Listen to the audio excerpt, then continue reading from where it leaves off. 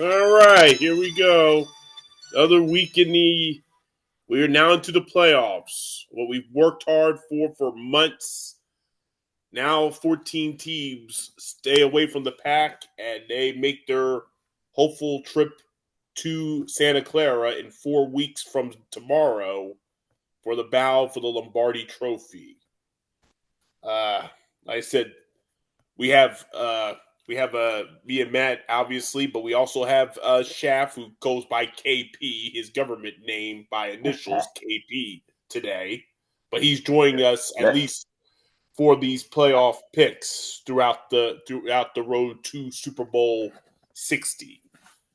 Maybe John Smith might join in down the road. Who knows? But it's a little different now because now we're into the postseason and we need as many ideas and opinions as we need. So, like I said, Seattle and Denver have done enough to be the 1 seed, and they're off this week. But everybody else has to play. And how we're going to do this now, obviously in the past, I've done it sometimes by conference, one side, or other things. But how we're going to predict all 6 of these games, we're going to do it from the weakest game, in my opinion, to the best game, in my opinion. So we're going to go right into it. So the first matchup is a rematch from Thanksgiving weekend, back in November 30th. The Rams, at that time, everybody thought was the best team in all of football. Now, they could still be. I'm not going to sit there and say they're not. But they were a team that everybody feared for several months. But Carolina, maybe one of the weakest teams to make the playoffs in many, many years by roster and obviously by some of their numbers. And I'm sure both of y'all have numbers with you or paper, whatever, with knowledge. They beat the Rams. One of the reasons why they're even here, they beat the Rams in a shocking upset. One of the shocking upsets. Now, for the first time since 1990, this is the highest playoff point spread for a road team in NFL history since 1990. The Rams are over a 10-point favorite, which is unbelievable for a road team. But be advised, gentlemen, this is, I think, the 5th team since 2010 to make, or 4th or 5th team to make the playoffs with a losing record. Those teams have won 3 of the 5 of the either 4 of the 5 meetings. So don't underestimate Carolina. They may not be worthy by record and by some of their situations, but this is now the playoffs. You only got to play one game. You don't worry about what you did in the regular season. It's one or done. So Carolina, the lucky team that won me money. Rams, everybody's still favorite to win it all if they can even get past today. Critical matchup for both teams, obviously, as we start WildCard weekend later today. Go into it. Yeah. Who's going to go first? You want to go first, Kwame? Yeah, you can go. Oh no, I'm the new Jack here. You guys do your thing. I'll slide in third. Yeah. No, you can go second, sucker. Okay, whatever. All right, Matt, go ahead. All right. So, like Rob, you said, these 2 teams have met before this year, and in that game, the Rams came into the game as a 10.5-point favorite, which just so happens to be what the spread is this time around too. Last time it didn't work out too well for the Rams, like you said. They lost that game. So Carolina, it doesn't look like a good. It's going to be a good game. Everyone expects the Rams to win, but they have a little bit going for them at least. I mean, they already beat the Rams once in that game. They ran for 164 yards. Bryce Young, he wasn't great. He was efficient, you could say. Only 206 yards passing, but 3 touchdowns, no interceptions, 147.1 QB rating. They also have something that doesn't necessarily mean anything, but something else going for them. They are 5-2. The franchise is 5-2 in home playoff games since they started. So they in the past they've been tough to beat at home. Um, Now they do have 31 players on this team that have never played in a playoff game. So you could look at the experience and say, obviously the Rams have a huge advantage there, but sometimes that doesn't necessarily mean anything, man. Those young guys come out hungry. That could be something for them. But yeah, the Rams are the favorite, and they're the favorite for a reason. They are one of the best, if not the best, all-around team in the league. Matt Stafford has played at an MVP level. He might be the MVP. We'll see. But I mean, he led the NFL with 4,707 yards passing, 46 touchdowns. They got a tough defense. They got a good running game. They got a good coaching staff. So I mean, they got everything that you look for in a Super Bowl team. So that being said, yeah, Kwame, I know you took the Rams in our pick'em. I do think the Rams are Carolina. going. Oh, you took Carolina. Yep. Oh yeah. Okay. Well, my pick if it works out that way, it'll be good for you because I took the Rams in my parlay, but I just took the money line. Right. I Yeah, think that makes Carolina's sense. going to cover Yeah. that spread. Right. Um, yeah, I'm not down with a 10.5 point spread, so I do think Carolina's going to hang in there for a bit, and it'll be a closer game than people expect. So I'm going to go with the Rams here, but I do think Carolina's going to come out and play a tough game here, man. I think they're going to be. I'm sure they've been sort of feeling disrespected all week. That everyone thinks they're going to get crushed, and like I said, the young guys they could come out here on fire. Maybe they get something going early, but the Rams pull it off.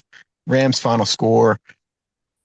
Let's go with 29-23. Okay. All right. Yeah, that's why. On your parlay, I think that makes sense to pick the Rams on the money line. I think the Rams will win. I just can't touch 10.5. Just especially in a playoff game on the road. Yeah, And so nah. And now the Panthers, the last 5 games, the 6 games, they're 2-4. They just limped into the playoffs, limped into winning a division title because they still needed the Falcons to help them do it. They couldn't even do it on their own. They had it in their hands. The only teams they could beat were the Rams and the Buccos at home. So that's those reasons why the Rams are getting this ridiculous point spread. Because no one believes in Carolina, and I understand why. And now the last game that they played, as you just brought up, where 3 is the magic number. Young had a beautiful game, 15 for 20, 3 touchdowns, no picks. So you throw 75%, 206 yards, and 3. That's a winning formula for success. But can he do it again?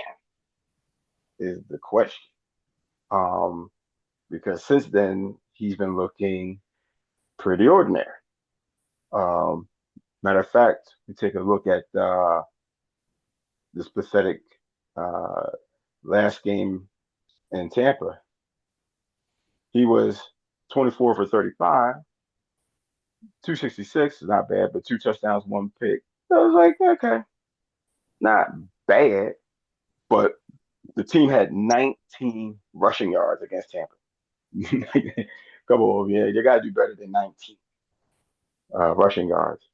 So the Rams, who stumbled a little bit at the end of the season too, but and fell behind in the third quarter to the the Cardinals. I said, oh, but then something snapped in them, and they woke up and beat the Cardinals silly. So I'm going to lean on the Rams to win this similar fashion that you said. Um, the weather shouldn't be too shaky. With like that big rainstorm they're going through the last time they met. I don't think. Well, It's a good question. there's still a threat of rain this afternoon. Okay. There's a cold front coming through. Okay. But I don't think it'll be as bad because it was coming down when they played the last time. So I'm going to lean on the Rams. I'm rooting for Carolina to pull off the upset, but I'm going to say the Rams 24-21. Well, like I said, I mean these two teams met. Like I said, back in November, it was obviously a surprise that the Rams lost. They do bring it. Like I said, Matt, you didn't bring this up, or either you Shaft. I'm still calling you Shaft, even though you're coming off differently with the thing. Um, you didn't bring back Devontae Adams. He is in. He is activated. He is going to play today. Now, how healthy he is, we have no idea. But obviously, we know he can make a difference. But he did play in that matchup back in November, and like I said, problem with the Rams this year is they are so full of themselves. And that's why they are where they are in this postseason. Because if they're such a great team, why the hell are they not the one seed? They choked against the Eagles. They lost to the They lost to the Panthers. Then they got blown out by the Falcons in the first half. I can still remember how Bijan Robinson ran all over them. Like I said, the Yeah, Rams are full of they're full of themselves, and I just feel like you're going to throw away a lot of good things about this team. And like I said, Matthew Stafford, remember, before the start of the season, he was considering retiring. He wasn't really fully on board returning. mm-hmm. Now, you kind of wonder if they don't win today, have we seen the end of Matthew Stafford's career? Give or take. So a lot to think about for the Rams, because they can win this game, obviously, or they could lose this game, and that could lead to a lot of changes. And this Rams team's going to have a lot more difference come September. But when you look at this matchup, Carolina has no business even really being in the postseason, as you mentioned, Jeff. Now you change your thing. Now you change your thing, jackass. Anyway, like I said, when you think about what's going on with Carolina, they're not a team that should be in the postseason. Remember, last week they blew their chance in Tampa, led to the shenanigans where both teams vying for a division title, could not control their destiny. I don't think in 23 years I've covered the NFL, I've ever seen a team that never controlled their own destiny to win a division against somebody else. I don't think it's ever happened. But that's what happened. The surrogate bowl happened, and the Falcons won, and Carolina Bear owed them a steak dinner. They got their coach fired too. But the fact is, at the end of the day, this game's only going to go two ways. Either Carolina comes out fiery and makes plays, or the Rams are going to rout them. It's only two ways. That's why you look at the differential, you look at this point spread. It's only going to happen two ways. I can't see it being this Carolina team is not built to come from behind, and if it has to become that, they're going to get slaughtered. But I feel like they're going to play a decent enough game, as both of y'all are pretty much putting out there, because we know the Rams are cocky as hell, and they don't do well on the road when they're cocky. So at the end of the day, I think this will be a decent game, but the Rams will get their smoke from their revenge, and they will move on. So the Rams will win, and the final score 30-23. Okay. All right. So, like I said, as I mentioned at the beginning, we're going to go from worst matchup So, to best so possible. basically, you don't have them covering either. Am I I don't right? know. I mean, like I said, this game could go either. Oh God, you gotta teach me how to do that. I don't know how the hell you keep changing your thing up there, man. But you got them Next, winning by 10. next one you'll So, put up anus. Anyway. All right. So, like I said, we're going to go from worst possible matchup to the best possible matchup. So the next one is the Monday night matchup. And let's be honest, it has been a very rough week in the AFC North. A divorce was coming, but it was shocking who got the shaft. Shaft is the Ravens coach John Harbaugh. He got shown the door on Tuesday after the Ravens blew their chance to make the playoffs. They're the sixth. I think they're the sixth team in NFL history to be a Super Bowl favorite to win their conference and not make the playoffs. The last time that happened was in 2008 by the Patriots. Obviously, the reason Tom Brady, Spygate, and Tom Brady's knee injury. The Eagles are actually on that list too from 2005 when I read that. They were supposed to be in the Super Bowl again, but we all know what happened that year. But because he got fired, the Steelers moved on. But don't get comfortable, Steeler fans, because you have more postseason issues than they had. And we'll get to that in a moment. But they are playing one of the dangerous teams in this postseason, the Houston Texans, on Monday night. And how about this? For the first time for the Houston, they play a wild card game, and they're the featured game instead of the opener game because they're on the road, obviously. But Houston has played probably the best defense in all the league this year from start to finish. Like the Eagles, the question is, do they have enough offense to get them to Santa Clara next month? But it will not be an easy matchup. The Steelers at home can be tough to deal with. But do they have enough? Will Aaron Rodgers have enough? First playoff start for Aaron Rodgers since 2021. Interesting matchup. Very interesting matchup. Do the Steelers have any chance, or will there be a similar fate if they get beat down by Houston come the next day? Go ahead. All right. Well, yeah. These two teams are coming in sort of in a little bit different situations. I mean, Houston's coming in here on a 9-game winning streak. They started off the season terribly, and they turned it around, and they did it on the backs of that defense.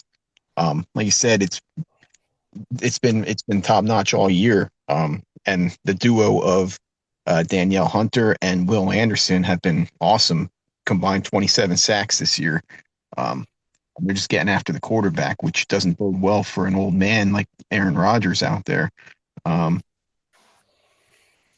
They are looking for the first road playoff win in franchise history, but they're 5-3 on the road this year.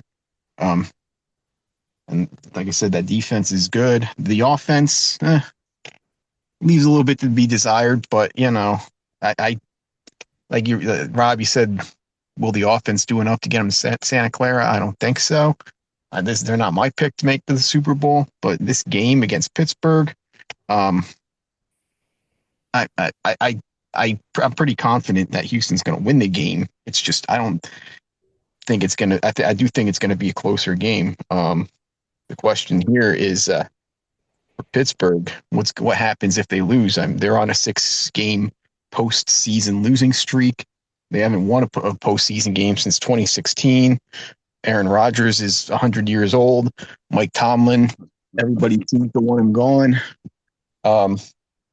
They do get DK Metcalf back, so there's something this week. But yeah, this could be the last game ever we see for Rodgers, and the last game we see Mike Tomlin coaching for the Steelers. But we'll see. But this one on my parlay, I also went with the money line on this one because I'm just not confident that Houston is going to cover, which I think the spread's 3 or 3.5, 3. I think either way, yes. I do think it's going to be a tight one. I do think Houston wins, and I think they will cover, but I'm not really that confident that they will. I do think it'll be closer though. I'm going to say Houston with a final score of let's go with I'm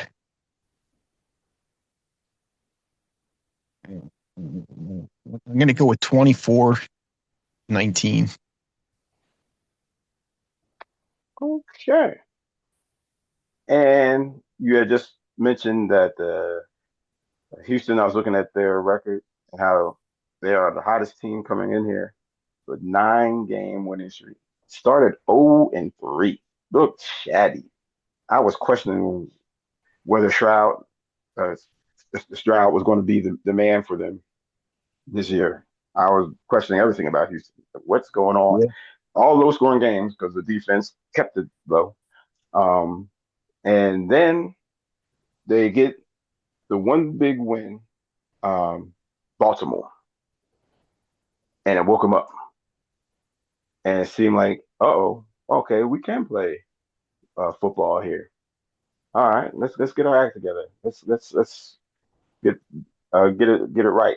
Then they went out and lost at Seattle, which is understandable. Then they won, and then went to their bye 2-3. And then after they came out of that bye, they just looked strong. And Stroud looked like the Stroud I remember. And they got the running game going. Things started happening. So they're looking great. Pittsburgh won 4 of their last 5. First, their one loss was to the Doo Browns, 6 points in Cleveland. Um, but who also saw their coach get fired. So Steelers are going around to taking out coaches. you know, the game before they beat Cleveland or they lose to Cleveland. That's irony. They actually lost to Cleveland. And then they take out the Ravens, and then he's out. So 2 out of the 3 NFC North coaches gone. And there's still chatter that Tomlin may be still in the hot seat if they lose today. I mean, Monday. Can you imagine an entire division loses their coaches except for the Bengals, who stunk? That will be incredible if that's what happened. So I'm leaning on Houston. Um, the defense travel, like I'll say, defense travels.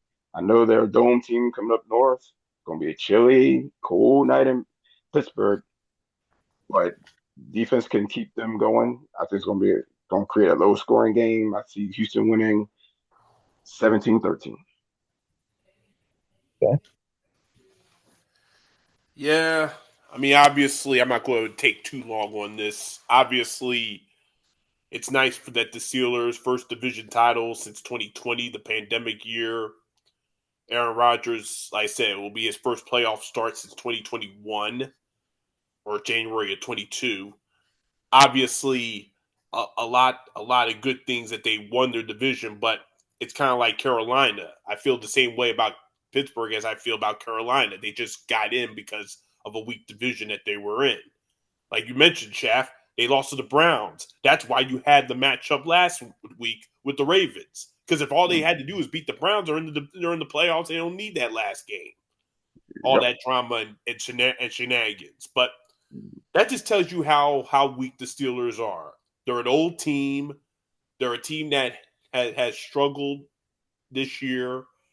They're a team that's getting sick and tired of the inconsistencies. And like I said, even though the Ravens won all that stuff, but look on the bright side, the Ravens I would trust more in the playoffs than the Steelers. But then again, this like Matt says, the Steelers haven't won a playoff game since 2016. Now think about that. That's a decade. Imagine being here in Philadelphia, in this proud city. Imagine if you make the playoffs almost every year like they do and don't win a playoff game.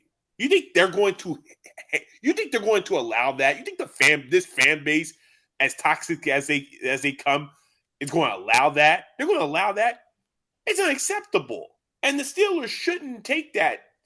They should. I don't know why. And then you look at someone like the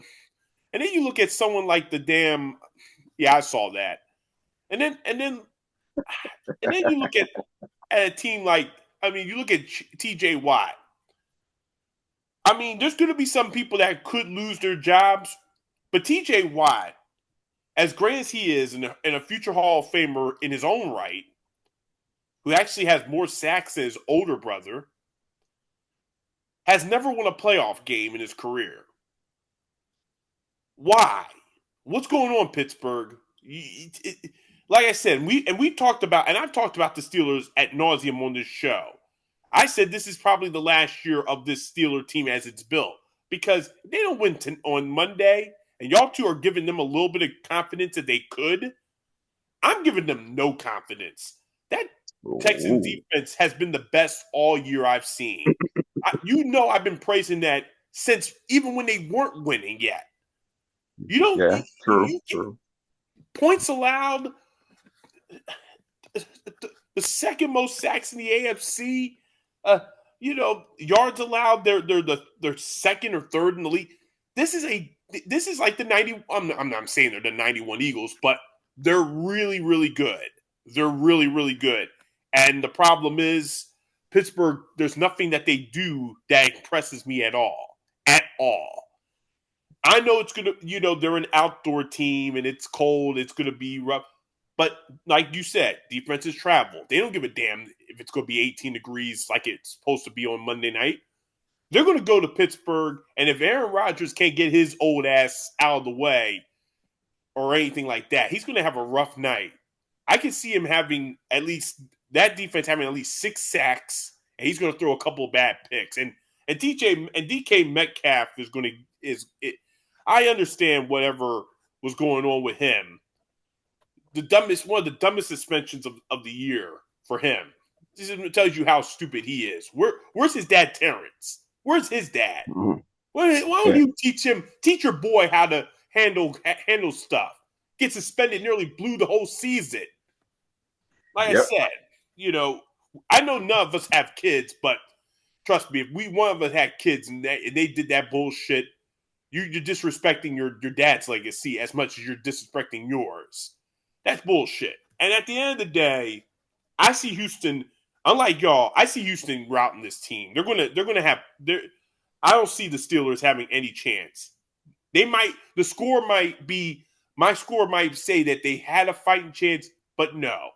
The last time the Steelers played on this field in a playoff game, they got trounced by the Browns. They got destroyed. And that's exactly what it's going to look like on Monday night. So give me Houston. I think C.J. Stroud has a big game. He has a couple of touchdowns. Houston's going to win this game. They're going to kick their ass. 34-17. Good grief. Where are they going to put up 34 points? Rob put up 44 in Baltimore. They put up 44 in Baltimore. Rob's in love with Houston this year, man. Yeah. I mean, it was much warmer, and Baltimore's defense was trash at that moment. But okay. All right. We all agree Houston's going to win, though. Yeah, we all picking them, but y'all not picking them the same way I'm picking them. I think Houston's going to win. Okay. All right. Okay. So we're going to move on. Like I said, it gets trickier, but we're going to go to the Sunday night matchup next. And this is one of two, half of the matchup. Actually, we're lucky this year because normally when we play in the wild card round, most of these teams have familiarity in facing each other during the regular season. Not this time. 4 of the 6 matchups are not matchups from the regular season, and this is another one of them. The Chargers. Your team, Matt, 3rd time's a charm with Justin Herbert. Will he finally break through? And he's never had a home playoff game yet in his career. Smells overrated, don't you think? But anyway, they play probably the most surprising team in this postseason field for how good they were this year. And we kind of thought they would be better, but we never thought they would be on this level, and that's the New England Patriots. They are back that we think of. It's not the Brady Belichick. They gotta kill that narrative because that's what most of those fans are still living off of. Is this new Patriots team going to be better? Is it going to be better? Well, we'll see. My boy Vrabel has done a great job.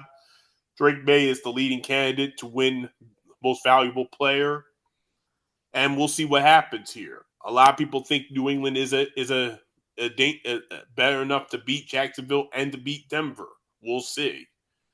But they have a tough matchup with the Chargers and the only hardball that has a job right now, Jim. Whoever saw that coming. But obviously a critical matchup here. Like I said, will the Chargers three times be a charm for Justin Herbert and the Bolts if they can go to New England in an environment that's not comfortable for them, going to be cold, in the low 30s when they kick off on Sunday night, the nightcap of the triple header tomorrow? And can they actually make a move? Can they make a play? Or will the Patriots show how good they are despite their schedule being the weakest of any team that made the playoffs this year? Go ahead.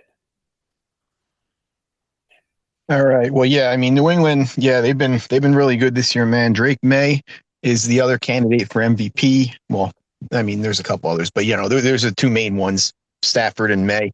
He's been awesome. He's really taken his game up and become a true franchise quarterback. I'm not going to say elite because to me, an elite quarterback has to do it for multiple years and make playoff runs and all that. So he's not quite there yet, but he's on his way. Chargers. This is a team that doesn't typically play well in the playoffs, man. They haven't won a playoff game since 2018. Justin Herbert's 0-2 in the playoffs. Jim Harbaugh, he's coached when he coached the Niners. He was good. In college, he was good. Can he take a team that loses consistently in the postseason and turn them into winners? Yeah, we'll see. We'll see. One good thing that they have going for them is they do have a good pass defense, so they're going to need that against Drake May. They've actually allowed the fewest pass yards amongst all the playoff teams this year. So they're gonna need to have a good game against May if they want any chance. In terms of Herbert, we'll see how he's feeling with his hand. They obviously rested all their players. Well, not all their players, but all their main players last week. The Chargers did. So they should be coming in fairly well rested. I think they'll hang in there for a while, but in true Chargers fashion, they'll collapse in the fourth quarter, and just in true, just warm weather team fashion, they're not going to go into New England in January and win a game. So New England's going to win this one, and the final score is going to wind up being 30-20. Yeah, I agree with almost everything you're saying there. The Chargers on the road again. It's a shame. I've been a Herbert fan since his rookie season, but I can't get a playoff win with Herb. And as you said, Rob, never had that opportunity to play a home playoff game, which is on him, but they were stuck in the division with not, I should say stuck. The Chiefs dominated the division until this year, and they could not overcome them. And here's an opportunity, and they couldn't overcome Denver.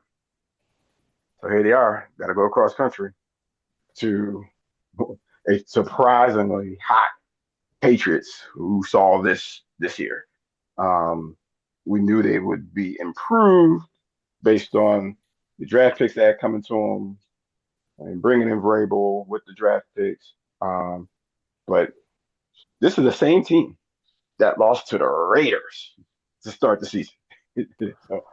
So, a lot of people at the beginning of the season like, ooh, yeah, maybe not yet. But I always do say week 1 and week 2 are still preseason, still figuring yourself out, and they figured themselves out. They're coming in hot. They have beaten the Bills in Buffalo, found a way to lose to them at home, but manhandled everybody else. So the Chargers, they finished their season 4-1 on games that they cared about. They lost to Denver, the final game of the season, where they benched everybody. So they're looking fairly good. Beat the Chiefs on the road, depleted Chiefs, beat the Dallas, which was a good win, 34-17.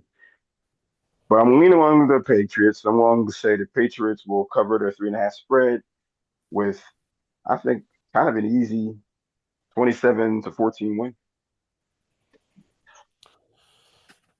Well, Shaft, you brought up the first game against the Raiders. Now, yeah, you did bring up, it's the first week. I don't even really care about that because if this happened like in December, then it would be a major concern. Because what are you doing losing to them in December like that or whatever? Yeah, that first, I'm not going to, we're not going to dwell on that. I mean, yeah, it's a bad loss, but it's at the time of the year where okay, you can get away with that. You can't get away with bad losses like the Rams did against the Falcons late in the year. That's questionable. When you look at this matchup, obviously these are two teams that, do I trust them to make a run? I don't know yet. And I love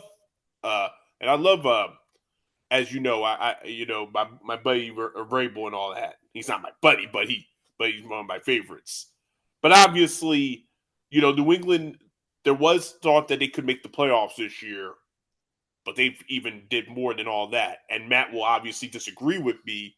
As much as we can look at Drake May, and Drake May is a franchise quarterback.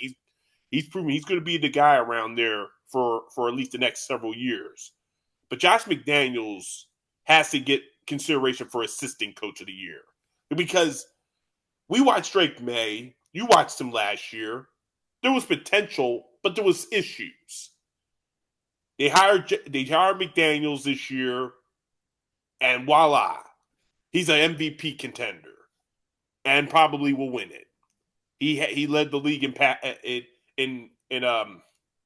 QBR or rating or something, I think.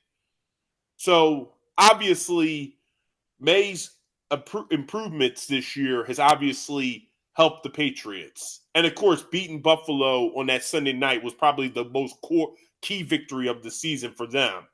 Because if they don't win that game, they don't win the division when you look at all the other things. So if they lost that game, then they're on the road instead of hosting one. So obviously, that's a very important factor. They run the ball okay, with Henderson and the other guy Stevenson. They're not elite backs, but they're okay. They do the enough offensively to give them a chance. But this is obviously an offense that goes by number 10. He's going to throw the ball, and that's where the success comes from.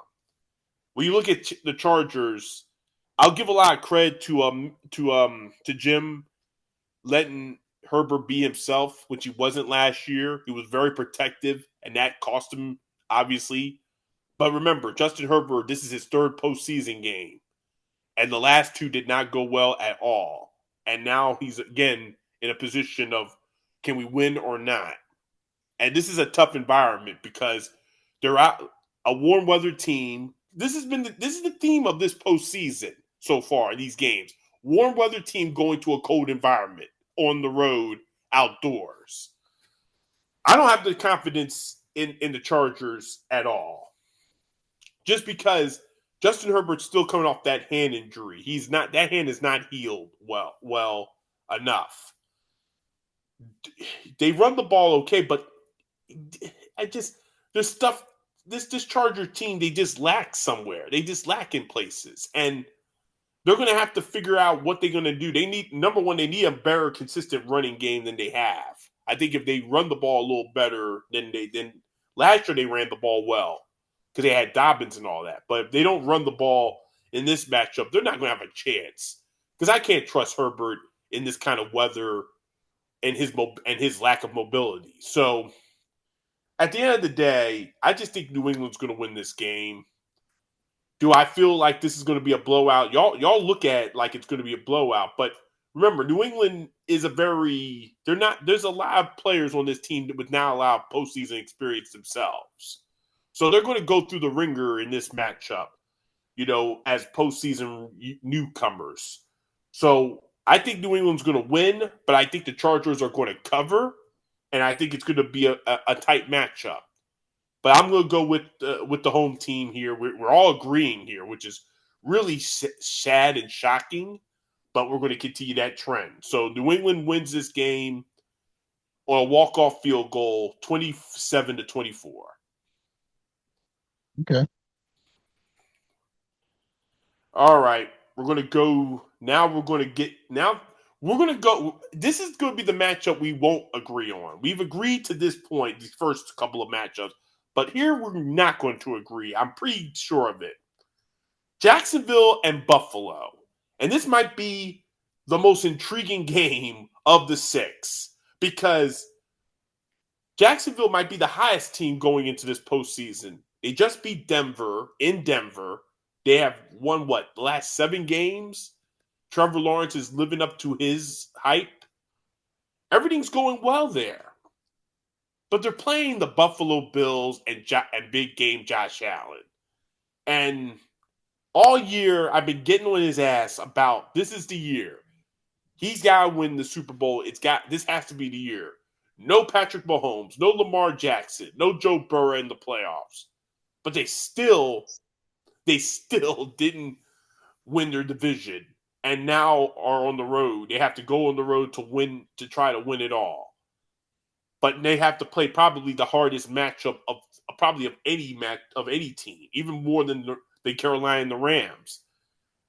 Jacksonville might be the most dangerous team in this postseason right now. But Buffalo, like I said, we'll see what happens here. Can big game Josh show heretics and prove himself again? Or is Jacksonville a team that could be very scary because if they get past this matchup, there's a very good chance they could make history this year. And this could be their last game in, as Shaft calls, Duval, because in 2026, they're moving to Orlando for a couple of years. They're going to be the Orlando Jaguars. So this could be their last game in Jacksonville for a couple of years. So go to this matchup, maybe the toughest matchup of the wild card round. Yeah. I mean, you said that you're going to go worst to best games. I'd say this is probably the best game of the week.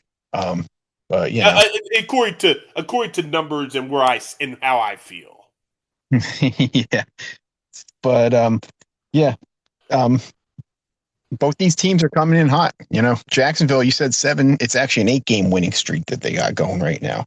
They've been averaging in those 8 games. They've been averaging 33.6 points per game. Trevor Lawrence, he's really gotten going, and that offense has turned around big time. He's had 24 touchdowns. He's accounted for 24 touchdowns during that winning streak.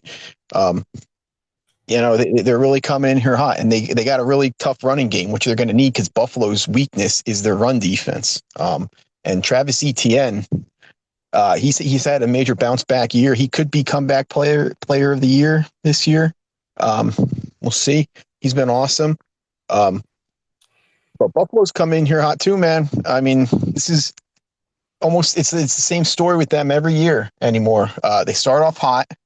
They get cold in the middle of the season, and Rob, this year again, just like every year, right around the beginning of November, he's ready to write them off. And just like I told you, I go, every year they get hot at Thanksgiving, and it's the same thing. They got hot again. The Eagles game that they lost by 1, that's the only loss they've had since Thanksgiving. Josh Allen, the reigning MVP, he's not winning MVP this year, but like Rob, you said, this is his chance to make it to the Super Bowl. I mean, there's no Mahomes, and even Burrow, who is the other guy that kept him out of the Super Bowl, he's out. Lamar Jackson is out. I mean, really, you look at the remaining teams. Well, aside from Drake May, Trevor Lawrence might be the best quarterback he has left in the AFC to face. Now, one thing, they are on the road, so we'll see what happens with that because they are 0-5 in road playoff games under Sean McDermott. And they've lost 8 straight road playoff games, which the last time they've actually won a playoff game on the road was in Miami in 1992. Eek. So it's been a while, man. It's been a while, but maybe we'll see. Maybe things change this year. One key for this game for Buffalo is James Cook, the NFL rushing leader this year. When he tops 100 yards rushing, they're 8-1. So if they can get him going, they got a good chance. I'm going with Buffalo in this one. I think this is going to be a toss-up game. This could go either way. It's going to be tight, but I'm going with Allen. They call him Big Game Josh. So it's time for him to come up big, and I think Buffalo knows that this is their shot. And I don't think they're going one and done. That's for sure. So I'm going to take Buffalo in a tight one. Final score, I'm going to say 31-30. Okay. All right. So I'm looking at the Trevor Lawrence's final 6 games of the season here, and he's been on a hell of a tear. Yep. So he has, starting with the Titans, 6 games back, I'm just going touchdowns, interceptions, 2 touchdowns, no picks. Colts, sad Colts, 2 touchdowns, no picks. The Jets, we knew he threw no picks because the Jets can't catch one. 5 touchdowns, 0 picks, 330 yards. Followed by the Broncos, number 1 seed, 3 touchdowns on the road, no picks, 279 yards. Then he comes home and loses to the Colts. I mean, beats the Colts, but has no touchdowns and a pick, which surprised me. And then ends the season against the sorry Titans with 3 touchdowns and no picks. So, quick math, 15 touchdowns and 1 pick in the past 6 games. He's been doing some things that are almost record breaking. There's some other caveats in there I almost forgot where he's like the only quarterback to throw 3 touchdowns and rush a touchdown in 2 consecutive games. I think that's the the Jets and Broncos game. Only quarterback to ever do that in the history of the NFL, which I'm shocked that no one else has ever done that. So Trevor, who I've always had reservations for, because normally this is the time of year where he starts to fall apart. And on the flip side, like you said, Josh Allen, this is the time of year where he wakes up. Well, Josh Allen has been playing well throughout. If it wasn't for him, there would be no Bills. But playoff Josh is a little different.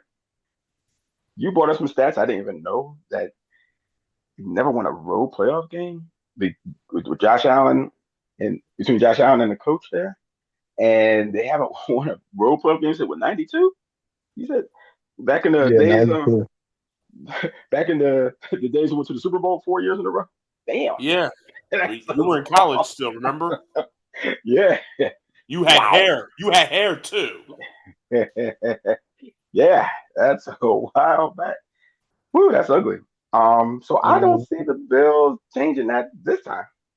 I think this is just a bad spot for them with their bad rushing defense, ranked 31st in the league in rushing against, as you already mentioned about Etienne and company, and Trevor just on this game.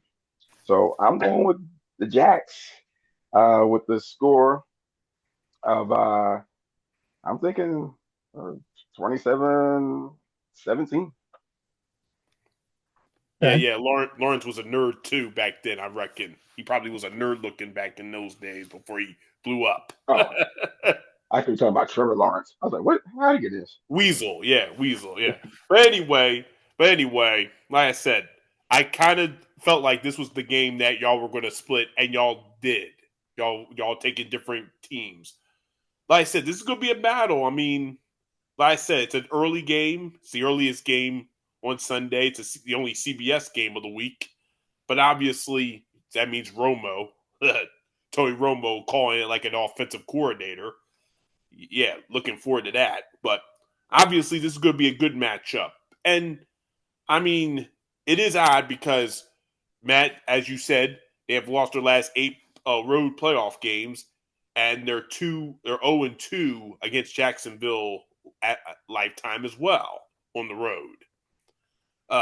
So, actually, no. The first one, they were at home and they lost, and that was the last game of Jim Kelly's career in 1996. They lost that game. And then the last time these two met was in this round in 2017. And Buffalo lost that game. And a game they could have won, but Jacksonville hanged on and won that game. So, yeah. This should be interesting, though. This will be interesting because Jacksonville probably has the most momentum right now of any team because they've been hot. They just beat Denver a couple weeks ago in the Mile High. So we know what they're capable of doing in this postseason. The question is, can they beat Josh Allen? Can they beat Big Game Josh? Can they win a big enough game at this point? Because this is the postseason. like you've never burped before. Shut up. Anyway, like I said, it's gonna be interesting. It's gonna be real interesting. But man, you gotta make me choose. You two gonna have to make me choose since I knew it was gonna be split.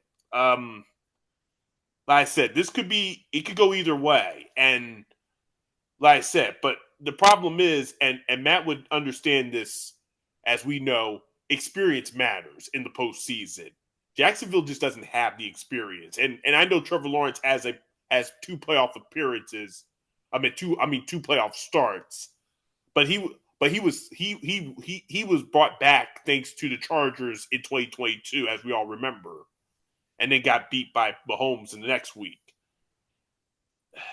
This is going to be tough. This is going to be a tough matchup for both guys, and obviously for Josh, who I've been on.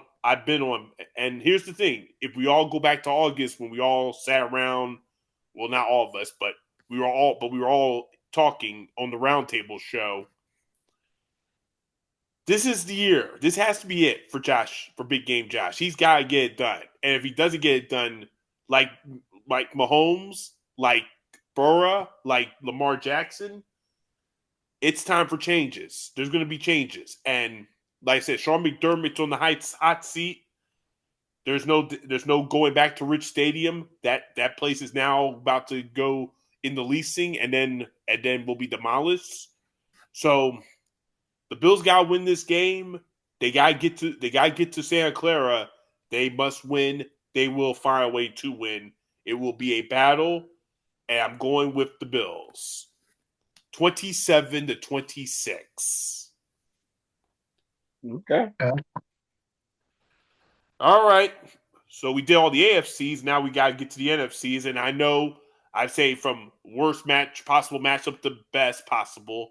And I said the word possible. That doesn't mean it's going to go that way. Possible means it could happen. It probably won't. You never know. But we go to tonight's matchup on Prime Video, and I will give the indications of where you'll watch it in the local areas a little later on. Yeah, But we're cool. Yeah, I won't do it on Matt's chat, but the other chat. But anyway, obviously this is a very important matchup. It is the oldest continuous rivalry in all of sports, or not all of sports, but in the NFL. Obviously, the Bears and the Packers. This is their 213th meeting since 1920. This is only their third meeting in a postseason. They've split, but the Bears and the Packers have played 3 times. This is their third meeting in the last 6 weeks. And this is going to be interesting. This is going to be a freaking weird game. It's going to be cold. It's snowing right now, but I think the snow's going away. It's going to be a chilly night, as you normally would think about, maybe a wind chills in the teens. And we're going to know if Caleb Williams and the Bears are ready for prime time. Green Bay is the 7th seed for the 3rd consecutive year.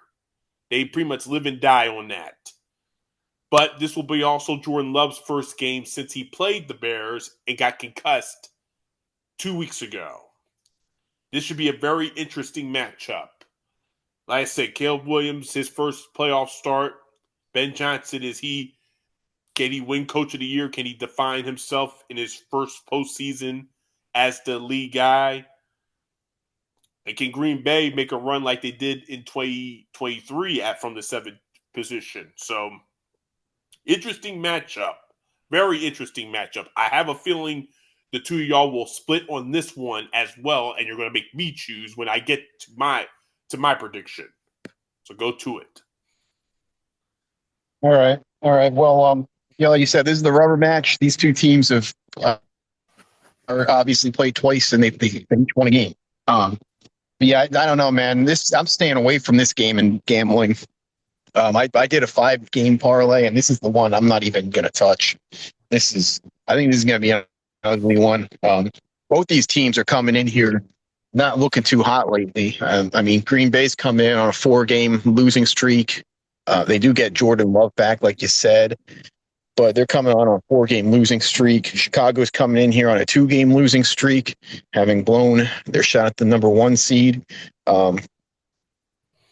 Yeah, I don't really like either of these two teams, man. Talking about history here with them, the last time these two teams have met in the playoffs, I should say, Green Bay won that game, and they went on to win the Super Bowl against Pittsburgh. That was Aaron Rodgers' lone Super Bowl win. And Green Bay, they're the 4th team in NFL history to come into the playoffs on a 4-game losing streak. The other 3 teams have a combined record of 1 and 2. So, it doesn't really give you any real info on that. But nonetheless, and on Chicago's side, with their history, this is their first home playoff game since 2018, which, if you remember that one, that was the double doink against the Eagles. Yes. So, yeah, it's the first time we'll see a game in Chicago in the playoffs since that. And they are on a 3-game playoff losing streak as the franchise. I don't know, man. I don't think this is going to be a good game. I think this is not going to be a fun game to watch, in my opinion. But I'm just going with Chicago here. I just think Green Bay they've looked worse than Chicago this year, or I should say lately, like the last month of the season. And I don't know, man. I don't know. I have more faith in Ben Johnson than I do in Matt LaFleur. So I'm going with Chicago barely, 26-23. I don't know. Yeah, you sound very pained in that prediction. And yeah, this the betting line has been wacky on this one. When we talked Wednesday, I told you that the Bears were favored by 0.5 point after they were down 0.5 point. Now, I don't know what the hell happened. Green Bay's favored by 1.5 points, so it moved 2 points over the other side. And is Jordan Love playing? I'm assuming he must be. Yes, I'm not. He is. He is activated. Okay. During any setbacks, he is activated. So he's playing, but Mr. Willis played actually pretty well as a backup, but they couldn't win any games though. With him, even though they had a ridiculous game against the Ravens, where let me pull this up real quick. I didn't realize he was 18 for 21, 288 and 1 touchdown and no picks. That's damn near 80% completion percentage, but over 80%, but they got smoked. 41 to 24. King Henry. Yeah, because he ran 4 touchdowns on them fools with 216 yards. And now they're home. But that's another story. But this game is very weird, and I understand why if I was a gambler, I ain't touching this game either. This is ugly. The last time they met in Chicago on December 20th, the Packers had exactly 192 yards passing and 192 yards rushing. I know the last time I've seen that. And lost. You put up 192 yards rushing, you should have a W. And the Bears put up 250 and 150. So they were going at it. And as you know, Bears pulled it off in overtime. And I can see this happening in this game. I can see them this could be just a small fest. Weather might be kind of nasty. It'll be outdoors. They're both used to it, so it's not going to hurt either one of them. Jordan Love back definitely helps them give a shot at winning, but I'm going to still lean on the Bears slightly. It might go to overtime, 21-20 OT. 21-20 OT. That's not going to be the score. It'll be 23. That's right. You're right. That's right. Well, I guess it technically. Well, yeah, I guess it could be possible if they score a touchdown and don't convert the extra point. And then, Yeah. or if someone scores a touchdown, Oh, because that's true. That's it right. could People be broke their possible. shot. That's right. Yeah. Thank you. Yeah, that's right. Yeah, they go in there, at 14 to 20 or something like that. Go in 14. Go in Yeah. 14, 14. Yeah. One scores a touchdown, miss. One scores a touchdown, make. That's it. Yeah, that could happen. Yeah, that's possible. Yeah, I forgot about that. Anyway, like I said, I'm surprised neither of y'all have any confidence in this matchup. Of course, Matt can't stand Caleb Williams, but he does respect Ben Johnson, and that's where the coaching matchups are. And like I said, in this crazy world of head coaches getting let go, remember, Black Monday is not like it's the day after the season and coaches lose their jobs, but that doesn't mean it's the end of it. Teams obviously evaluate their situations. And that Oh goes yeah. into the postseason for postseason coaches as well on the brink, like a Mike Tomlin, like a Sean McDermott, Or Sean McDermott. Yes, exactly. and a Matt LaFleur. Look at it this way: Matt True. LaFleur is the winningest NFC coach since 2019.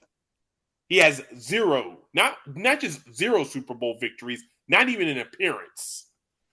So Yeah. we're going into a postseason where Green Bay and Matt should know because he was there. It was his pick to go to Santa Clara. That was his pick, and he's going against them in this game. So that tells you what's going on with Green Bay here over the last several weeks. They lost Micah Parsons, and now, like I said, Jordan Love is not healthy. He had the concussion in their last meeting. Think about this. Green Bay lost to the Bears, and they haven't even trailed them this year. They haven't even trailed them in a game this year. So, I don't know. This is going to be a weird game, as it seems like it always is when these two teams met. Unless Aaron Rodgers plays. But he's not in it.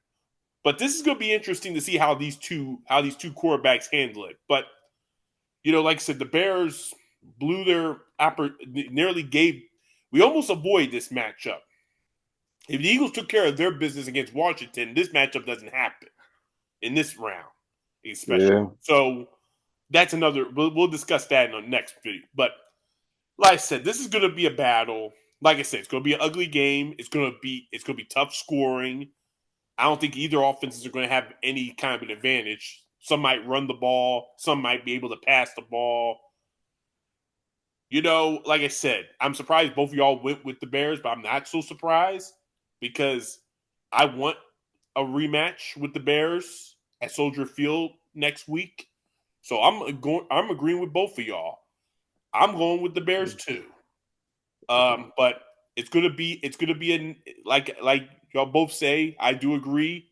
Tight game and Shaft, I might even agree with you. It goes into overtime, but if it goes into overtime, nobody's scoring a touchdown. It's going to be a walk-off field goal, or a field goal Okay. with a turnover for the other team. So potentially, I'm going with the Bear, not even Bears, the Bear, and 20-17.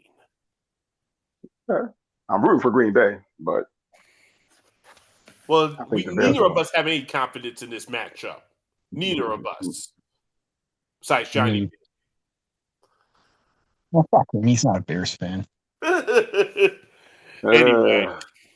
Anyway. All right, so we now got into the final matchup, and who knows? This could be the best matchup. It probably won't be, but who knows? Eagles and the 49ers. And I'll tell you what really happened. I was working on Sunday, and I was at the chicken place on City Line Avenue, Shaft, right near Channel 6 Studios. There's this chicken place. I was picking up a food delivery, and I'm watching the last few minutes of the Washington Eagles game, and I'm telling myself, please win, please. I don't want to face 49. Come on. And cocky is as we all know our coach could be, and for some reason our backups couldn't do enough, and Washington wins the game. And somehow the Bears lose to the Lions, which led to them keeping the 2 seed because we couldn't take advantage of it. So now this matchup happens. This matchup now happens. The 49ers were on a roll until last week when they played Seattle and lost the NFC West title game at home and lost would be the Ghosts' ultimate home field advantage that I thought the Bills would have all year. But what do I know about football? I just make a prediction. But anyway, these two teams will face off in the postseason once again.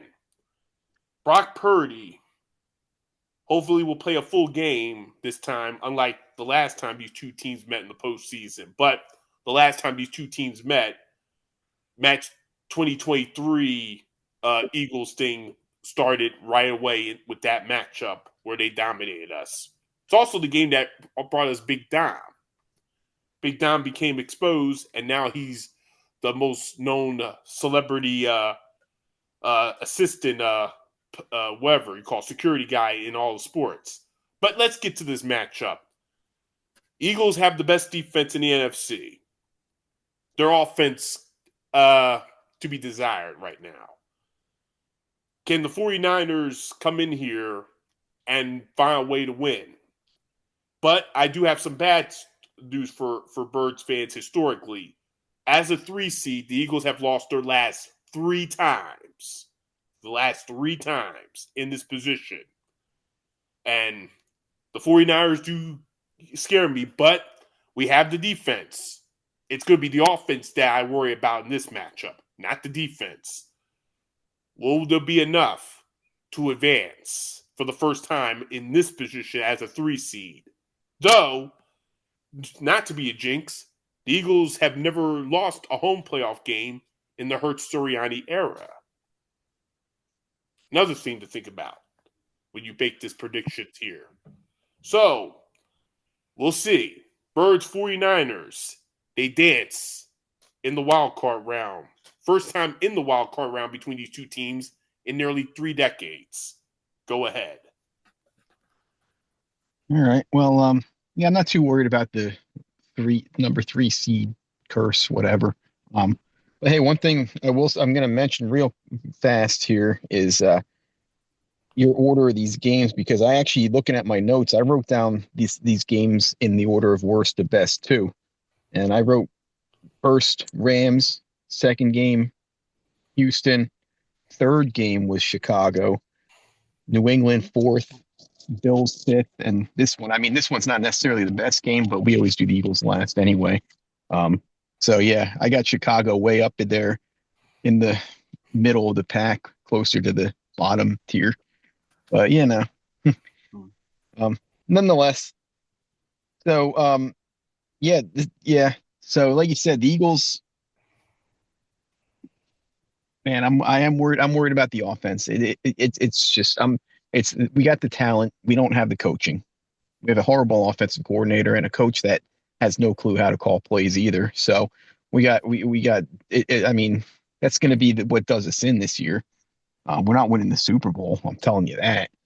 We do have a really tough defense though, so it'll keep us in the game. Now for the Eagles, this is the first time all year that they've played consecutive home games. Hard to believe. Yeah, I know, right? And Rob, you did mention that the Eagles haven't lost a home game in playoffs with Hurts and Sirianni. Now, this is me just thinking real quick. I don't think the Eagles have lost to an NFC team other than the Bucs in the playoffs, right? They've beaten they're undefeated in all their other non-Bucs NFC playoff games. So there's that. I think in the Sirianni Hurts era, yes. Yeah, because the two times they didn't make the Super Bowl, they both lost to the Bucs in those 2 years. Yeah, the damn Bucs. Yeah, so we're not playing them at least. Nope. But I haven't done my lock of the week. This one is my lock of the week. I'll get to that in a second. But yeah, this one scares me, man. I mean, Christian McCaffrey's healthy. He's been amazing this year. He's a number 1 running back in fantasy. This old man just going off again. 413 touches. He's had a lot of touches this year, but he's healthy. Next year, I don't know. So I'm going to be fading him in fantasy, but this year he's been great. He's won me 2 Super Bowls or 2 fantasy championships out of 4. Now, one thing I am going to mention here is I know, Rob, you have your dummy of the week and Kwame does his fuck you thing. Um, and this might be something that Kwame ends up putting his fuck you. I don't know. But I'm going to give you my pussy of the week. Okay, actually, pussies of the week. Okay. You like that? That's what I'm calling it. I don't know. But it's the 49ers, man. It's the 49ers and their fans because they were such pussies last time we beat the shit out of them in the playoffs. They cried for 6 months straight to get a third quarterback, to be allowed to have a third quarterback on their team. They're not even activating a third quarterback this week. Shanahan's like, oh, we don't need it.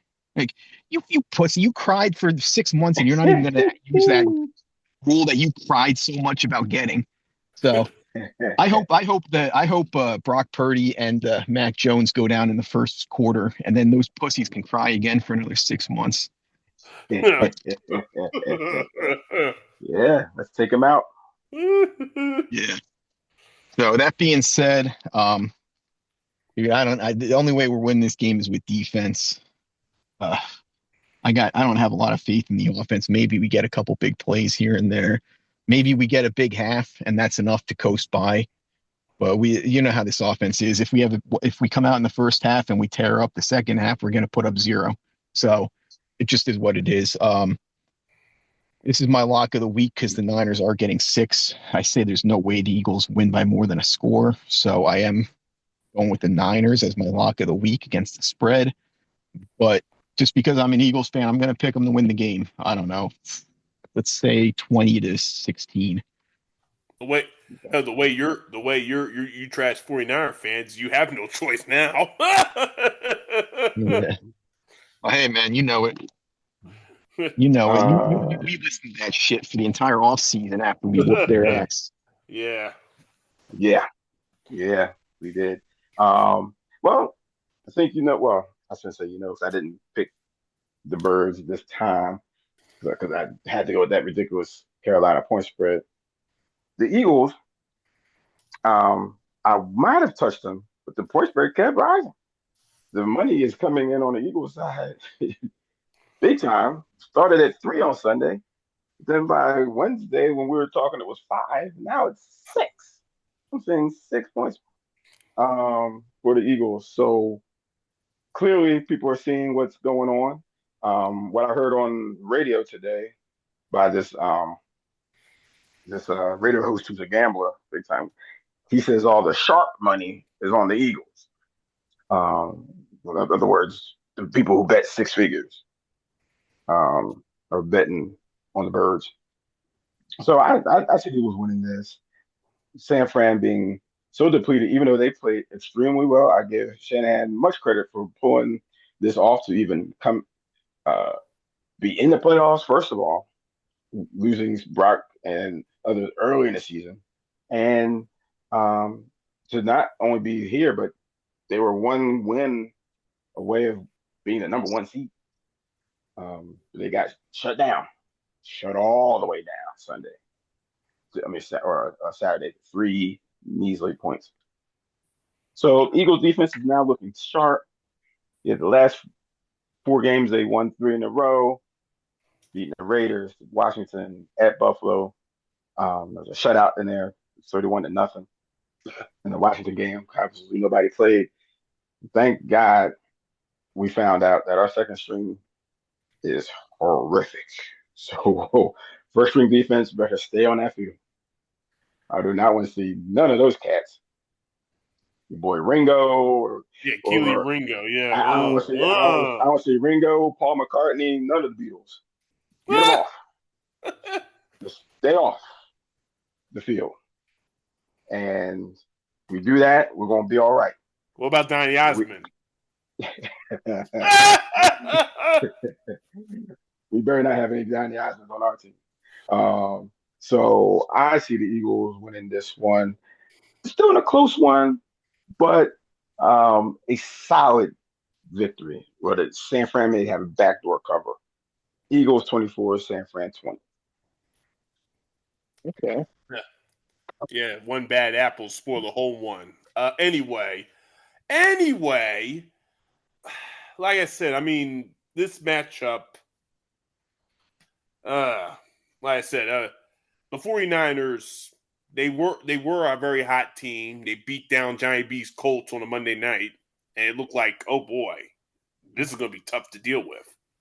Then last week, the Seattle defense just dominated them from start to finish. I was stunned, but like I said, we're in this position, and they got to play another tough defense in a row, and they're not healthy on that defensive side.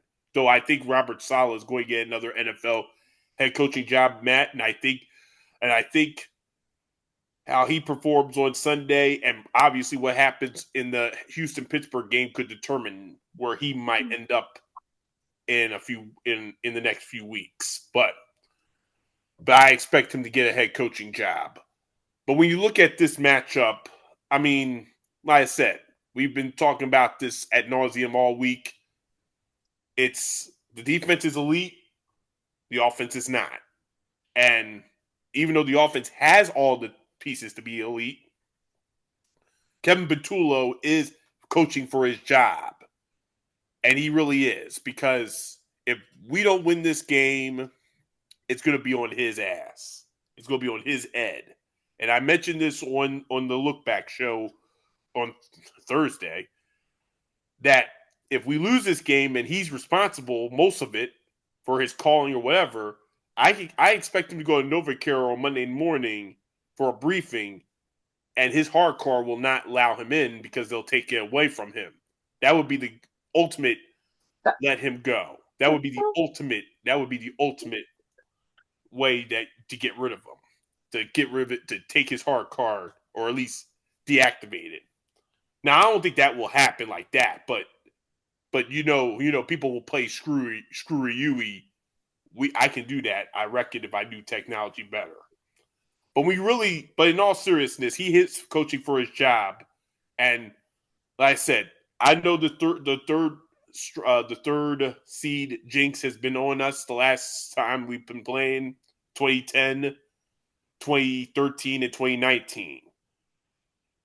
This has a similar look to it, but I know we have a great defense. That might be the difference. But this defense isn't going to just keep all those guys from scoring, even though they're very capable, because look what they did to Josh Allen for 55 minutes a couple weeks ago.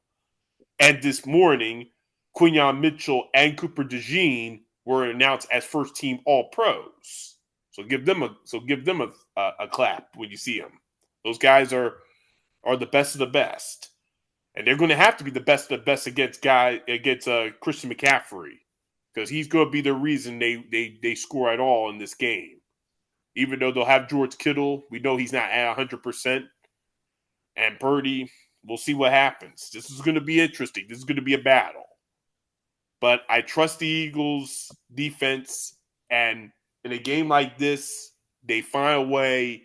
If they control the line of scrimmage, we know that they'll win. They have the advantage, and by the fourth quarter, they'll be able to make some things. Also, San Francisco's run defense isn't that great. That also could play a role in why Saquon could potentially, by the end of the game, outplay Christian. He could bust for a big one, because it's coming. If you keep giving him the rock and Bixby, you know it's coming. So I'm going to go and say the Eagles win this game in the fourth quarter.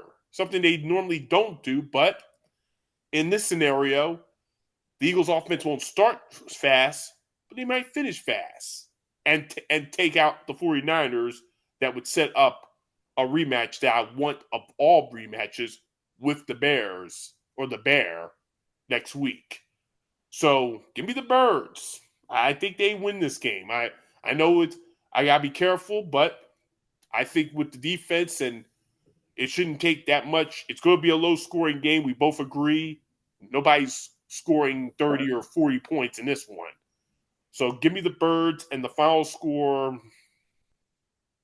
give or take 23-17. Also, I may add the 49ers or Shanahan, the worst coach at coming from behind in the fourth quarter. I mean, that record is horrifically bad. So clearly, he's a great strategist, and he's kind of like Andy Reid. We also accuse Andy Reid of knows how to get the script going for the first several drives, and then don't know how to adjust. He's like 1-70 He's also, something when they're behind by 7 or more in the fourth. Just 7. So all Eagles got also in the playoffs, he's pretty bad at having the lead too in the fourth quarter. So yeah. So when the first 3 quarters go in comfortably, and like I said, 49ers may do a backdoor cover because we're a little tired. And don't get started with the Super Bowl, his coaching in the Super Bowl, especially late in the games. Eek. Yeah. Ugh. Well, he's not going to see one this year, so. Ugh. But like I said, but unfortunately, he is not on the hot seat. He will still come back next season. So whatever. But like I said, I thank y'all for doing this. We will be back on our normal time Wednesday to look back on these games. Hopefully the two Johns will show up. Matt can't wait because this might be the episode he grills Johnny B to his not to his face, but to his ear. We hopefully will bring Kenny on because, like I said, give or take what happens in the Steelers game, we need Kenny on this week for a response. Hopefully, I will ask him to come on Wednesday, sometime this week. And then join Matt and I at least next Saturday as we preview the divisional round. And Shaft, you can join us again if you want to. Next Saturday as we preview the divisional round and the national championship game between Miami, the U, and Indiana. That will be interesting. But that's next week on the lookout. That's all we have. Enjoy the games. Hopefully your teams do well. And like I said, we'll see what happens. Normally I would tell you, Shaft, to take us out, but this is my show and I have the music, so time for me to take That's it right. all out.